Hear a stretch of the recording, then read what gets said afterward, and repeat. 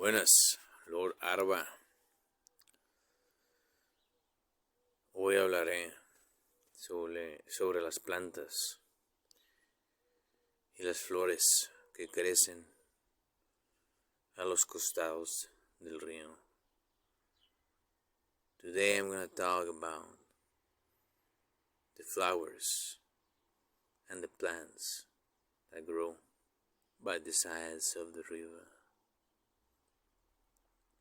You see,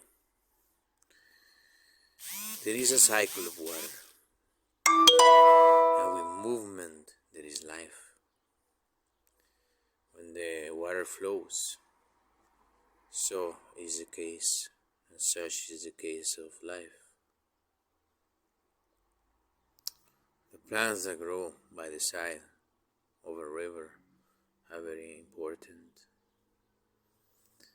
They have extra qualities and higher quantities of life and energy, and the energy that they carry is more pure, more beautiful, more grounded, and uncontaminated. Most of the residues of the plants in terms of energy are carried by the river. The plants get the same frequencies that the river have, so they rewrite themselves as they grow. Time and time again, the noise of the river helps them to grow fresh and new every moment as it flows. Those plants are more beautiful than the ones that grow on the mountains by the trees, but they also have their stuff, because the trees are ancient creatures. They amass more, they grow differently, they may have even more energies, not so new, but more ancient. They may be different, even bitter sometimes, or poisonous.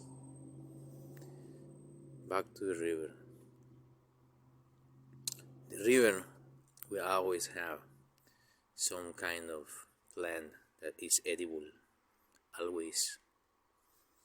Perhaps not all of them, but we always have one that is very edible, believe me. Because in life, just like with humans, there are strong energies and scales, and there are gentle species or individuals in families or in society. Certain sectors that are more beautiful than others, and usually what is beautiful is the most delicious and healthy for soul and spirit and body.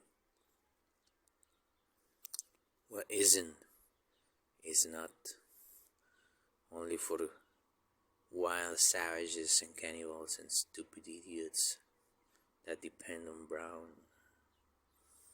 That may be the case.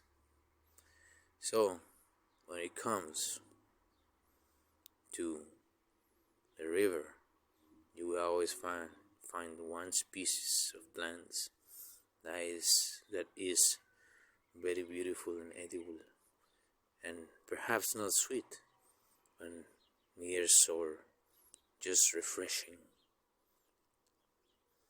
And that's the stuff that we eat by the river. There are other plants that can be used as tea, as a diluted substance, as medicine too. I don't recommend them too much for that. I prefer those that are far from the river for medicine. They are more bitter, they have better qualities, they struggle more, so they provide their insight and wisdom in their struggle to heal our body.